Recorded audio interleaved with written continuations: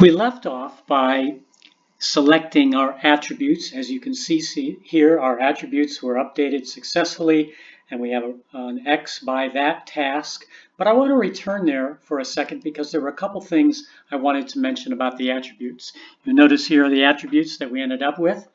The attributes come from largely the strategic objectives you have for your study, for the entities or the SOIs that you're getting associations for. We can certainly consult with you to give you some tips about what attributes work and what attributes don't. So they come from strategic objectives. Another thing that's very important is that you keep the type of attribute the same in your attribute set. By type of attribute, I'm referring to whether the attributes are either emotional attributes, as you see here, or they can be trait attributes of a couple of different kinds. For instance, they can be personality traits, or they can be product feature traits like convenience or quality or something like that. It's important that you don't cross the lines of attribute type.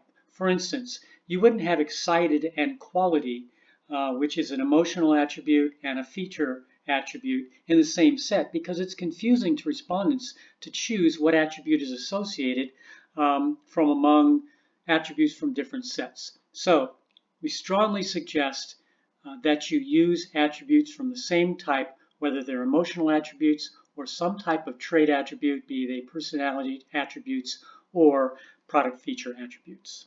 That being said, let's return back to our task list and see that the next task we have is to identify our outcome questions. These are questions that will measure the attitudinal or behavioral goals that you want your associations to impact. So let's go there now and see what that page looks like.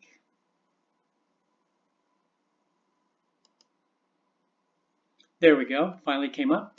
You'll see that we have, again, a paragraph which explains what's going on, but as you can see, there's a template, a form template that refers to each of a number of questions that you might be interested in.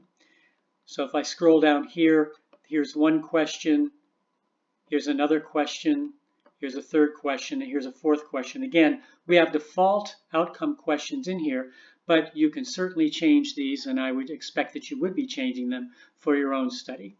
Here are the components of each question type. First of all, there's a question name. We have preference as the name here, or pref. And again, realize that whatever you put as the question name becomes a variable name in the data that you receive.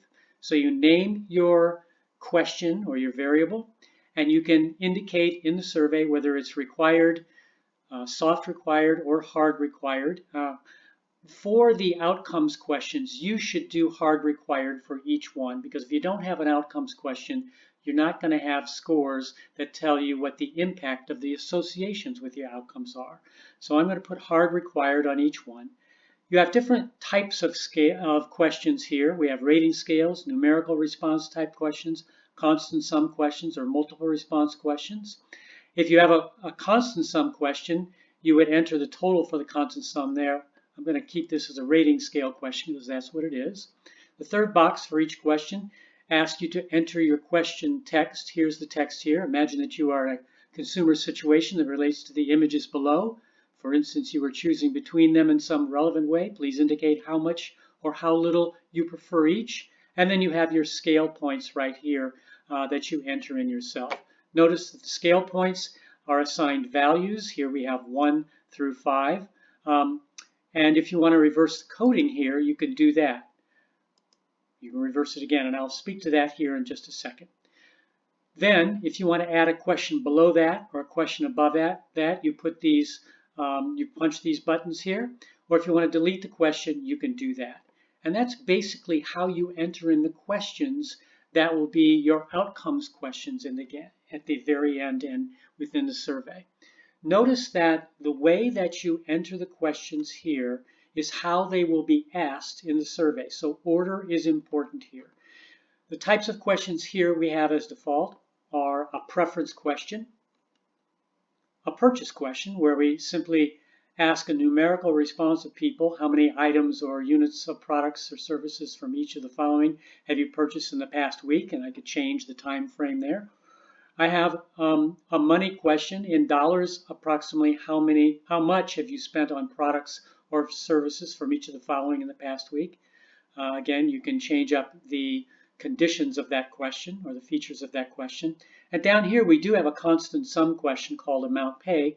Um, the total will be 100, and the question says, assume you had $100 to spend on products represented by the images below. Approximately how much would you spend on each? And the numbers must add to 100. Again, you can completely change all aspects of these questions here, add questions, delete questions, but please realize that these are the outcomes that you want your associations to provide for you in the very end, and you'll see some statistics related to these outcomes. I'm going to offer a couple of pieces of advice here as well. Even though we have 4 default outcomes questions here, we recommend keeping it to 1 or 2. The reason is that if you have many outcomes questions, you may have different impact scores with those outcomes questions in your data, and you may have different results. That is, associations with one attribute may positively impact one outcome, but associations with that same attribute may not have an impact on another outcome. So you want to choose the best outcome, the one that's most important to you, and maybe 1 or 2 at the most. So that being said, I am going to limit this to 2 outcomes. And I'm going to delete the top one, the preference one. I'm also going to delete, let's keep the purchase one. I'm going to delete the money one. And I'll have a purchase, that is how many items or units of products from each of the following have you purchased. And then a constant sum, assuming you had $100 to spend. And since this is fast food restaurants, I'm going to change this to, let's say, $25 to spend and see how that comes up in our survey. So I'm going to change that to $25 to spend at a fast food restaurant. How much would you spend on the restaurants that you're evaluating? When you have all of that loaded in and you're ready to put it into the survey, you hit submit, and you'll see here it says, please wait while we update your survey questions. The survey is being built in the background, and when it uploads those questions, it'll return you to the task list page, and you'll see that you've completed the outcomes questions here. With that, next we'll move on to demographics questions in the next video.